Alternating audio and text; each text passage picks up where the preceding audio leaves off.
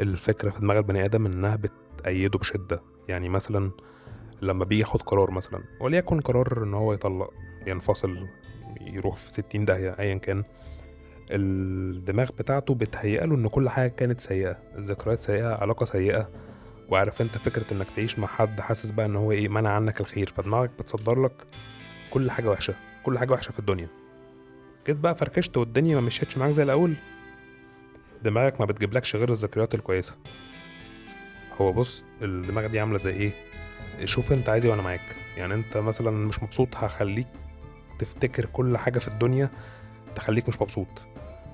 مفتقد حد، هخليك تفتكر كل حاجة في الدنيا تخليك تتأثر وتفتقده زيادة.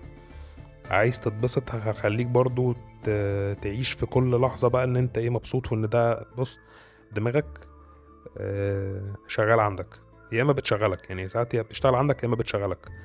فسبحان الله، دماغ البني ادم غريبة جدا.